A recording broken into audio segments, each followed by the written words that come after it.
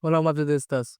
So it's time for the first El Clasico of this season, and this is going to be wild because this year El Clasico is much more spicier than the previous year. After the comment of Lamine Yamal, it's getting heated between Real Madrid dressing room. They are not at all happy with the comment that Lamine Yamal had made.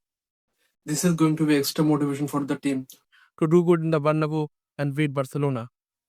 Today I'm going to talk about our previous game, my prediction, and my what are the game possibilities, what are the current forms of these teams. So first of all, Real Madrid and Barcelona both are doing great this season, almost neck to neck. But Real Madrid have a edge this season because they have played very well. But one thing is very concerning because Xabi Alonso has not delivered in the big matches. He lost, either he drawn. Mostly he losses in big matches and by big margin. So that is a very concerning thing about today, about this Real Clasico. Talking about Real Madrid have almost full squad back. Only Rudiger is injured. Other than that, every single player is available for the El Clasico.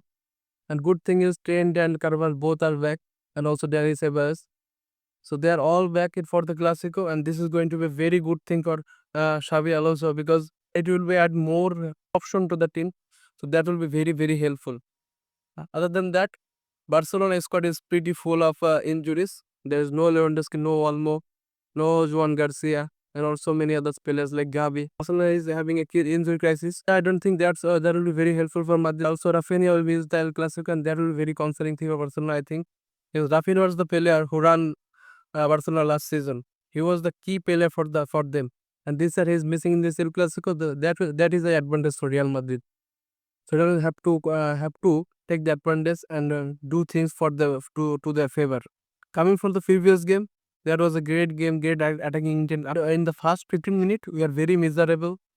Off the ball, on the ball, we are very bad at defending. But after the first 15 minutes, we are just supreme. Without the goal, we had everything. We are creating a lot of chances, but our XG is very low. We should have scored 3 or 4 goals, but we scored only one. We missed a lot of chances. So that the one thing we have to improve in this Clasico. Another thing, we are putting a lot of forces in the area, but who will win it? There is no aerial strong player. Previous season, there was at least Joselu who can win the aerial duel or win the header, but this season there is no one. You can say there is Militao or Chouameni, but they are not good as Joselu or there was previously. There was Cristiano Ronaldo, Gareth Bale, Casemiro, Sergio Ramos, you name it. There was a lot of players, but nowadays Real Madrid lack one thing that is in aerial duel win failure. A player who can win aerial duel and win headers and do good in the air. This is the missing piece in Real Madrid's team. And one thing I want to talk about last match, we are playing in very high line, very high because though without Porto, I think we will concede 3 or 4 goals in this last match. Porto are always in fact Eder Militao had great takeovers from the counter attack. But I think I think we are not going to be that lucky in every matches. So we have to be keep thinking about it, and we have to keep remind ourselves that we have to be very good defensively. That's how we can win matches and win this league. You may see the last match as a perfect match, but tactically there are some few flaws. Whenever Chouameni is losing the ball, Juventus are on the counter attack, and there was no defender inside. That happened 3 or 4 times in last match. We have to be very careful with this. My prediction for the 11 in this match, there will be obviously Courtois in the defense. Alvaro Carlos left back. I want to put Trent in the right back, and I want to put the same 11 as the last match. We had Raul Asensio and Eder Militao. Innocent can play, yes, but he is fit. But I don't think so that after the injury he will be rushed in this big match. So for me, it will be Raul Asensio and Eder Militao. In midfield, there will be 4 people: Bellingham, Arda Güler, Chouameni, and Valverde. Chouameni will obviously play in defensive midfield position in deep line because he have to hold the line whenever Albert Carras or Trent will go off. So he is very important character for tomorrow's match. Rather than that, Valverde can also play as a pivot and he can play anywhere. But I think for tomorrow he will be used as a pivot, and Arda Güler and Bellingham will be at number 10 and number 8 position. And in front of and in front line there will be two people, only Vinicius and Mbappe. Other than that, I am seeing no one that will be playing in right wing position right now. Because Xabi Alonso is not considering Rodrigo as right winger, and Franco Masanto or Bryan Diaz is not up to the mark. Brahim was good in last match. I don't know he can start also. But for me, this is the formation 4-4-2. And in the other hand, Barcelona's 11 will be very, very important because they have a lot of players injured, especially Lewandowski, Olmo, and Rafinha is not Rafinha is injured, and also Gabi. But the good thing is for them that Lamine Yamal and Fermin Lopez is back. Fermin Lopez bags a hat trick in last match.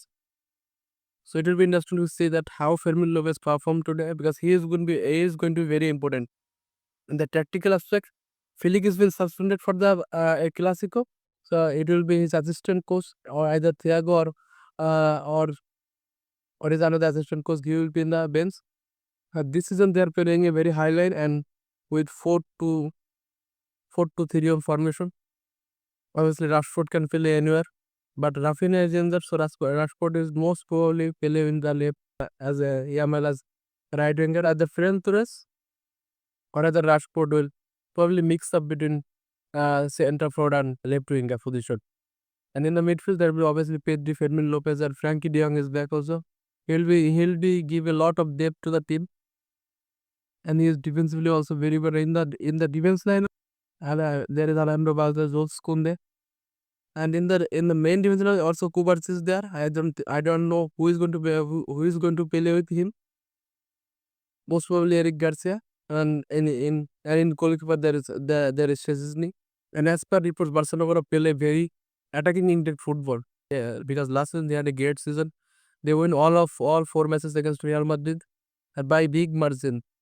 5 goals, 4 goals, 3 goals. And they eliminated Real Madrid from two tournaments and also beat them in two La Liga matches. So it is a redemption time for Real Madrid too, because last year was very bad season. We are not the level we have to be, but this season things are looking great. A lot of reinforcement to the team, like Dinos and Terent. So this would be interesting to see that how Xavi also gonna play, because in big match he has not proven as the best coach yet, but I know what he can do. But and for me, the way Barcelona playing this year, they won the previous two game but lost the previous two game also. Against Sevilla, they lost 4-1 and SPS they lost 2-1. So Barcelona is not having a good time at the back line and they have a lot of injuries.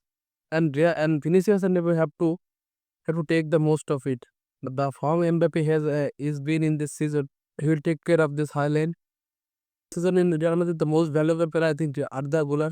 He is playing unbelievably well, and the link up with the Mbappe, it has been awesome. And as for our defense was so good this season. But for one match that Atletico Madrid match, we conceded 5 goals in that match. Other than that, our defense was so solid this year. And as for our defense, we have to be very active. The whole team have to be active against Barcelona. If we play as a group, if we play as a group, this time Real will come victorious, and this will be a big victory against Barcelona. We have to take care of 3 players, in my point of view.